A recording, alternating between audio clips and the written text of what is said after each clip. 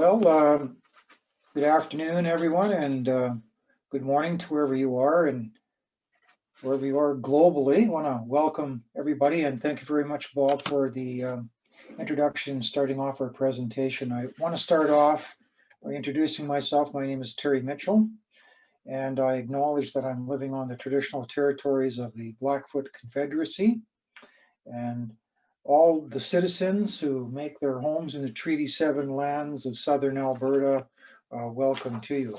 And also welcome from Heart Lake First Nation in northern Alberta, all friends and family there, and greetings from our chief and council and elders and our youth to each and every one of you globally. Thank you very much for your time today. And again, thank you, Bob, for starting off with the theme based on education and why this is so important to us as Indigenous people. We are a resilient people, there's no question about that.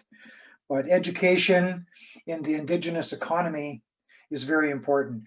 While we have a large percentage of our population, particularly in Canada and including in North America, within strong operating in the trades and in other areas, which is wonderful. One of the areas that we need to take a closer look at is in management. I believe that we can make a total difference in our communities by having more Indigenous participation at the board level and at the management level. And if we do that, we can be able to make decisions and be able to influence some of the outcomes in our communities, both within the industry and within communities locally and globally.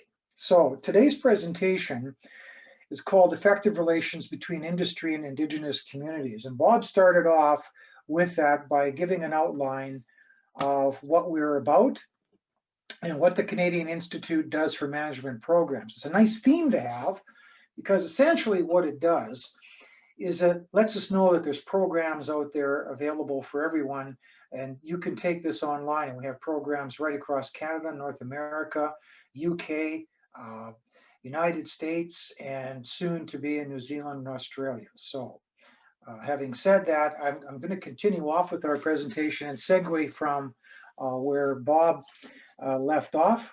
And he talked a bit about the topics which we're going to go through. He talked about the Chartered Managers of Canada, and I encourage each and every one of you that are online today to be able to take a look at our programs to see what's available. And again, the theme behind what I'm talking about is education.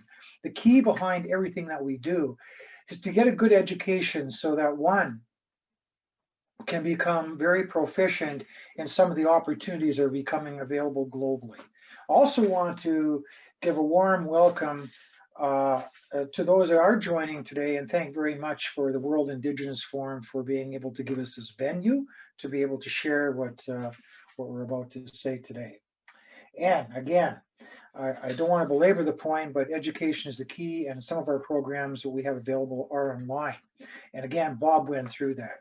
So let's start a little bit about why the Indigenous community is so important, and some of the things that are going on from a local perspective. Here in Canada, we have an Indigenous business growth and economic development budget that was provided by the federal government. Now, this source came from the Canadian Council for Aboriginal Business. So, ladies and gentlemen, over the next 5 years, there's going to be about 80 million starting in 2019 with 15.8 million per year ongoing to support Indigenous entrepreneurs for economic development. There's going to be a vast amount, over up to 100 million, to establish an Indigenous growth fund. And then 50 million over 5 years, starting in 2019-2020, to increase the funding for Métis capital corporations and the start of growth of Métis medium and small businesses. It doesn't stop there, though. It also continues because there will be also over 3 years, starting in 20, going to 2021, to expand the Indigenous Entrepreneurship Program. There'll be 12.6 million over 3 years for the Indigenous Forestry Initiative, and 12.8 million starting in 2019-2020 to the Natural Resources Canada to establish and maintain its capacity to conduct meaningful consultations with Indigenous communities on major energy projects. Now, There'll also be 3 million over 5 years for the entrepreneurs as a part of a total package of 38 million to futurepreneurs. Now, why are Indigenous partnerships so important? Let's talk about this for a little while. While I made my point about education being critical and being very important, one of the things that we have to be able to take a look at is the project areas. So we have approximately 630 First Nations in Canada, and they're on resource-rich lands. A lot of them, if you're in industry, uh, what you can do is get automatic permit renewals, and sometimes you get the opportunity to bypass the bid process. So Indigenous people essentially are very powerful advocates in your negotiations. And communities are becoming increasingly turning to economic development to improve our quality of life and build a brighter future for our community members. And according to the National Household Survey, the last one that was put out, there was over 43,000 First Nations, Inuit, and Métis in Canada who are business owners. So there's a lot of value and opportunities out there. And the combined income of those Indigenous households, businesses, and government sectors could eclipse 32 billion. And that's a number that came from the TD Bank a few years ago. So that number is even going to be higher now. So what does this do? It provides investor and market confidence and value, and in particular areas, in such areas as pipelines, oil sands, and LNG. Now, let's talk about a little bit about research and analysis, which are the topics when Bob started, he said we would follow these through. And one of the things that's very important for industry to understand is you have to understand that there's traditional territories and land crossovers. So that's critical because you may be going into a community and you need to understand that it may not be just that particular one that you're going to have to deal with, it could be several.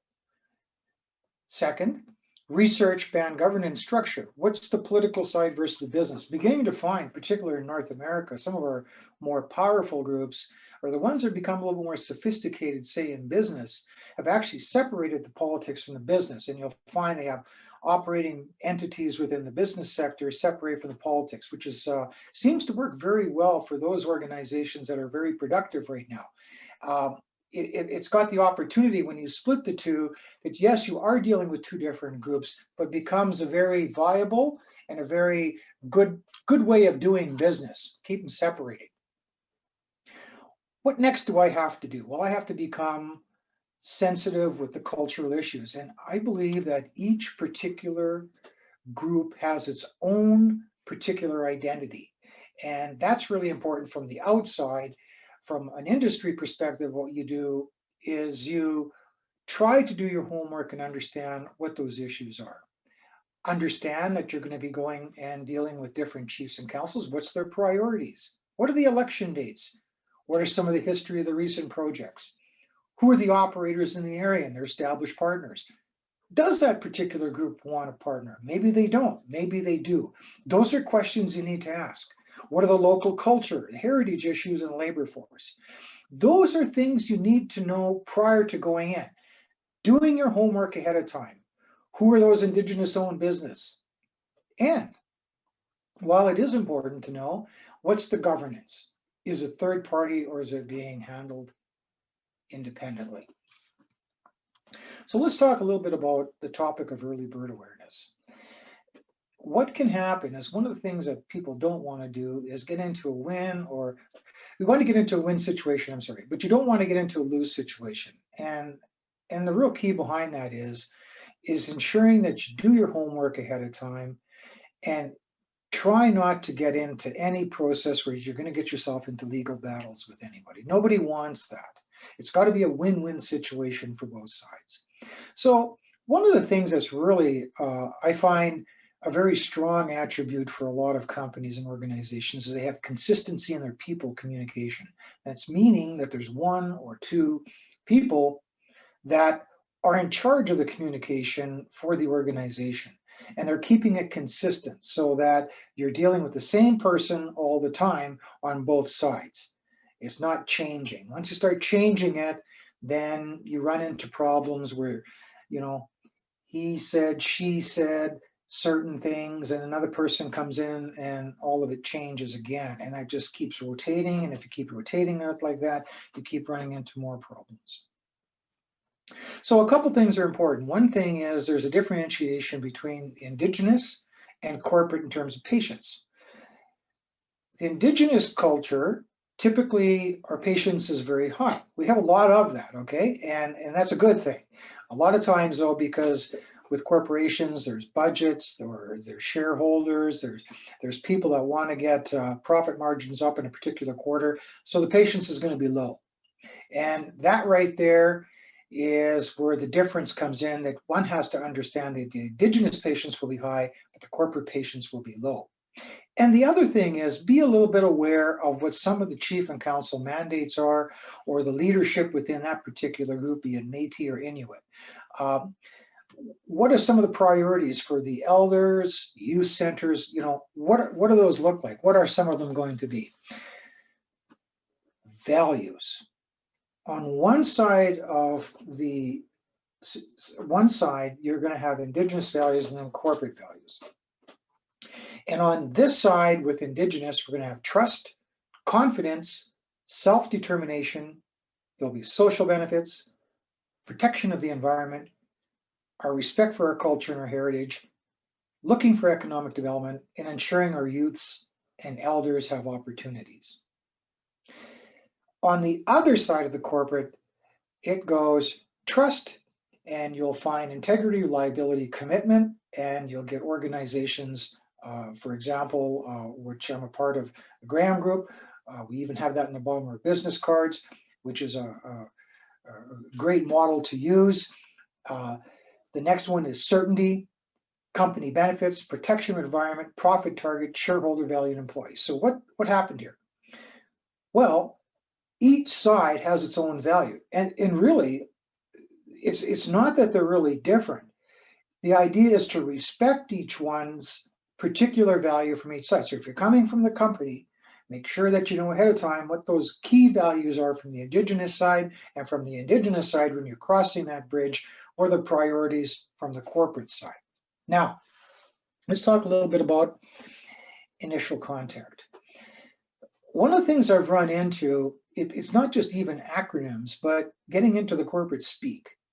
It's really important to be unique. Now, each company is going to have certainly its own way of, its own values, its own culture. But I guess the real key about it, not only is the company going to be unique, but so is that particular group that you're going to visit. And it doesn't have to be just about business, pulling out these sheets and these joint ventures and everything and saying, okay, let's talk about this. No, it's not about that. A lot of times on the initial contact, what needs to happen is finding out about the background of the individuals. And I know it's really significant, particularly in dealing with Indigenous groups, excuse me, to discuss the family background, heritage, interests, hobbies, travel, where have you been? Things like that. You know, the one thing that's really significant is listen more. And a lot of times you don't need to be sitting there explaining. By just sitting back, listening to what somebody has to say is very critical. And I've been in situations where you'll get organizations that just do all the talking, but no one's listening, and you actually miss the whole message when in fact something was said, but you just didn't give enough time to really listen to what that person has said. And the thing, like I said a little earlier, bringing out contracts and project maps and things like that on your first meeting, I don't know if that's really the best way to do it. Some may disagree with that point, but I believe it's better to get a really good understanding and build a relationship with people. And then later on, you can sort of discuss, you know, who manages these projects, what does the chief and council think of them, are they supporting them, things like that. And where do you do this? Well, you can do it in your office. There's an opportunity to do it there, or you can do it in the location where that particular Indigenous group is. And primarily, it's probably best if you are the one seeking the business is to go to the location where the potential group is, or what they would say in business where your client is. So the thing is and then when you've done that, and then after you're finished, it's to establish contact point. So make sure that you've got, one person from the Indigenous group and one person from industry so that they can meet together and talk and be able to understand and keep the momentum of what has gone on to this particular point. And timelines. Our time versus others' timelines. You know what? It's not always going to be on my timeline. It may have to be on somebody else's timeline. And that is one of the things I run into. The most probably toughest thing for a lot of companies to understand is that it isn't our timeline, it's somebody else's. There could be things happening. It could be hunting season. It could be funeral. There could be an elder's situation going on with someone needing some things done in their community, or there might be something going on with a powwow or treaty days. The case goes on. So the thing is just please understand that there's going to be different timelines attached. Now, let's talk about inspiring growth and how do we do this? Well, there's some pretty basic things here. And one of them is just plain common courtesy. And be honest and operate with integrity in all your dealings. As we said a little earlier, we had talked about reliability, commitment, integrity. Those are three elements that if you get both sides doing that in all your dealings, you're really going to have a really good start to doing some business opportunities. And along with that, we augment that with being honest, open, and having a consistent communication and dialogue that continues. So what comes out of this? Well, you get good business practices. You're going to get commitment to the process. And if you got that same pinpoint person going between the Indigenous group and the industry company, you're going to eliminate a lot of issues and obstacles. So understand one thing, though, from a business side, that there will be an oral-based intuition on the Indigenous side. So you have to be culturally sensitive to that. So if you have to, then plan a series of more meetings or more visits or make those meetings a little longer. And like I said a little earlier, leave the technical plans and the contracts behind unless it's requested. You don't need to do that right away. You can leave those till after. There's no real panic right off the bat. So let's talk about a AAA relationship. I like to call it a AAA relationship. It's kind of a hockey term, but at the same time, for us in Canada, where I am today, as I look outside right now, lots of snow coming, so the hockey season is coming fast. And in hockey, we have what we call AAA levels. Well, I'm going to call this one a AAA level. And here's what I call a AAA relationship. It's meeting in person, on location. And if you can do that, while I understand that we're in a time right now with COVID and we're having to use different technologies in order to do virtual conferences, virtual meetings, that's fine. That actually, as I was talking with somebody this morning, has said, that's really good for maintaining your relationship. But that's after you've established it. So the real good thing is once we get past all of this pandemic issue, getting back to meeting people in location is going to be really important. But at the time, for the time being now, we'll make the most of what we can virtually. And there's a lot of pluses and positives out of it. There's a lot of cost savings and things like that. But there still is a lot of value of meeting your client or meeting a particular group in person if you can. One of the things that I find a lot that happens, and for some strange reason, we seem to end up from a company side, and not just our company, but many different companies, is always leaving the senior management behind. And they don't come in till later. Yet at the same time, we want to meet the chief and councils right off the bat. Now, well, that's not fair.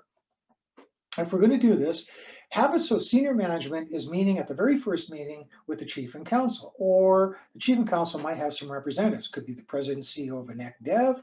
It could be somebody that's in charge of that particular business division. These people that are responsible for that particular area, whoever they are, has been given the responsibility to act on behalf of that particular Indigenous group. So it's really important to remember that they are the spokesperson speaking for that particular group. So it's nice if you can get both senior levels together. How often do you do that? Well, If you can do it monthly, that's good. Quarterly is an ideal time. That way you can meet regularly and determine based on what you've done for established business, or if you're trying to create a new business opportunity, you're building that relationship and being able to do it on a basis that you're showing some commitment. And again, remember, the corporate timeline is going to be different than the Indigenous timeline. Also, whose backyard are you going into? From an industry perspective, you're going into somebody else's backyard. So be respectful of the fact that there's different things that you have to be aware of, and such things as understanding the particular culture. And again, I'm going to repeat myself on this, doing your homework and understanding that each particular group is unique. So pushing too fast or rushing, that's going to probably lead to a delay and an uneasy start. Communities and companies that work together, well, they're going to develop projects with mutual benefits, okay? And that's going to increase the business certainty as time goes on. Now, here's some discussion points. It's really important when beginning, just as I did when I started this meeting today, I gave a sincere gratitude to the fact that we are in Treaty 7 territory. Well, it's pretty important when you're going into either a particular group in Canada or in the United States, whichever tribal area you're going into. Thank the chief and councils, the elders, the members in attendance. It's just common courtesy. Not saying that doesn't happen, but it's just good to be aware of it. And promise less, deliver more. That's pretty good philosophy in business. Going in saying that you're going to do this, this, and this, and only come up with one point after you promise all that really isn't very cool if you don't live up to what you said. And that's on both sides. And again, while you're doing this, you're communicating with a great deal of respect and integrity for each other. What do you do? Well, one way of doing it is explain the company vision and your mandate. What is it? And discuss these possible timelines of when the project is coming, when it needs to get done.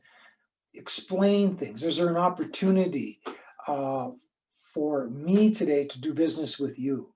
Maybe you have an existing partner and you don't want to be doing partnership with me in whatever area or product or service I have. Well, if I know that ahead of time, if it's applicable, good. Then we're really, I guess, cutting to the chase, and either it's going to work or it's not going to work. So listen very carefully to those community questions and respond back with some very sound answers. And if you don't know the answer when somebody asks, just say so. I mean, it doesn't hurt to say, I don't have that answer for you today, but I will find out and I'll get back to you. A lot of times too, from a company perspective, it's really important to give gift exchange when it's appropriate. So you might want to do your homework in terms of, what have others done in the past? And sometimes just reaching out to the community, to a particular person that's responsible in that area that you're going to meet, they'll be able to let you know that. Let's talk about communication value. Well, if you can increase the understanding of what the local culture is and the heritage, what you're going to end up getting is a better managed project overall. And that's over a period of time. And there's going to be a real good community trust with added goodwill if you've done your homework on that. So a lot of times, though, you're going to hear rumors. What you're going to have to do is manage that expectation of what your expectation is versus somebody else's. You got to get a balance here between the social and the economic and environmental needs of what it is for that particular area. Again, this fosters support and cooperation, and you incorporate those ideas and solutions, and this will lead and eliminate local concerns, particularly in the early planning of doing your business. Now, the plan of communication. What do I do when I go into a community? What do I need to provide? Well, you can provide information very simply after you've had a good introduction of one another, company brochure, providing information about your organization, but that's after you've done your initial contact. You don't need to be doing that right away. The other thing is company plan, status, and Indigenous goals. Find out about those from both sides. So the company plans and the status, you may not be doing that the first time in the first meeting. This might be a 1, 2, and 3 type meeting format. So that's something to think about. Will there be potential risks and opportunities? Yes, there will be. So you have to be very clear in how you explain things and put it simply. And that's for both sides. And again, listen carefully. Inform the Indigenous group of the contact and if there's going to be a change of plans, and vice versa. I can't meet this day because of that, or something else is going to happen from a company perspective. And be prepared to share those opportunities and benefits from working together. What are they? And be prepared to change. There might be a change in the plan, there might be changes in direction, and that's bound to happen. That's just the way life is.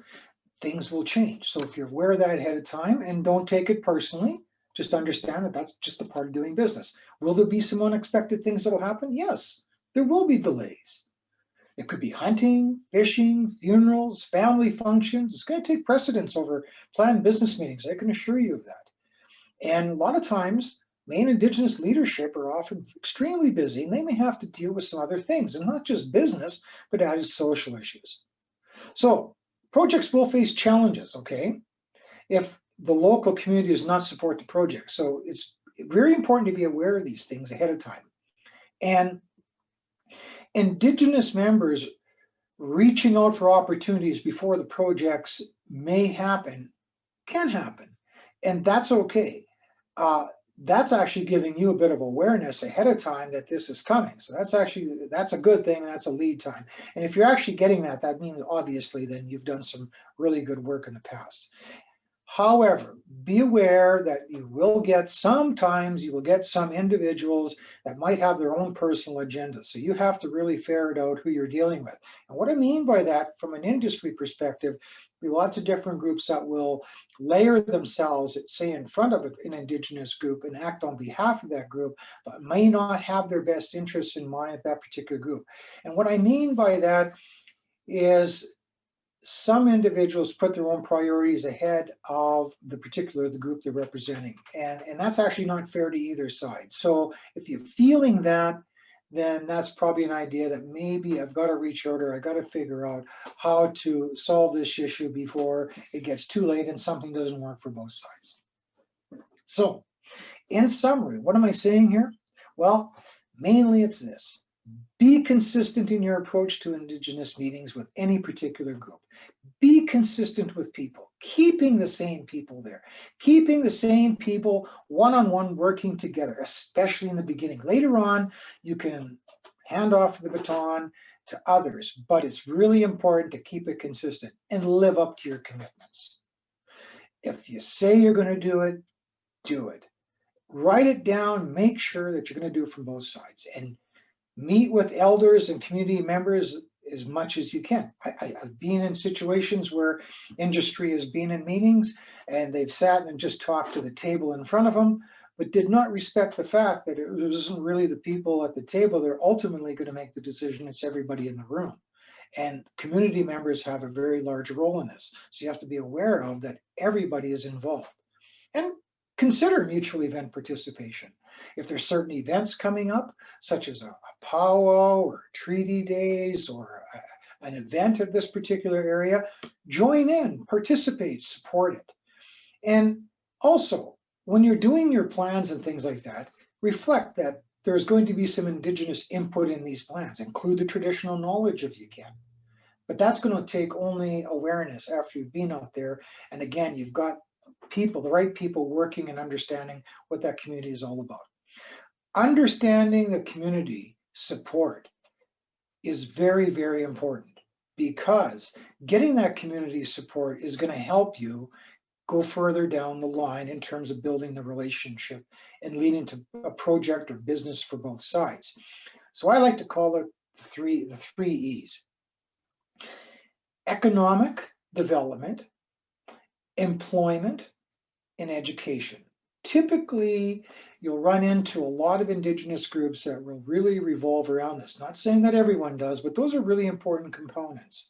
And a lot of mandates revolve around those for even organizations in general. And the one I really am close to heart is, as you can well aware from the beginning of the session, which we started today, and I said, was education.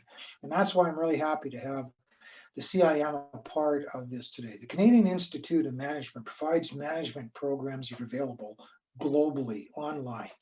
And I'm reaching out to everyone today saying, take advantage of that.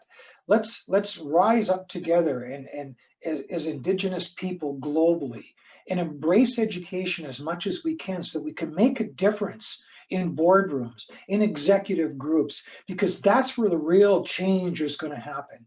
And I'm not discounting any other area group. I'm just saying it's time to be able to get ourselves into areas where, yes, we can make a big difference. And that difference comes when you have education and you have that not just security blanket to be able to hold on to, but the self-confidence of knowing that when you're with somebody, that you're speaking confidently and you have a really good, clear understanding of what they're about. And in closing, you really have a choice when you're building these relationships. You can get protesting against what you're doing, or you'll get support for who you are and what your organization is doing. I think everybody wants support. So we went through a lot today in a very short period of time. There was a lot here to digest, and I hope that each of you have the opportunity to be able to go into our Indigenous communities. And I want to thank everybody that's been online today to listen to what I've said, along with my colleague Bob Fisher, who's the national president of the Canadian Institute of Management. And I want to thank you from the CIM. I want to thank you for the organization I work with, the Ground Group. And again, from being a member of Heart Lake First Nation, I want to reach out to each and every one of you. And thank you very much. And to the World Indigenous Forum, thank you very much for pulling this together. This is just a real honor to be in front of you all today. And I wish and hope each and every one of you have a wonderful day. And remember the bottom line of the theme: education, education, education. Thank you.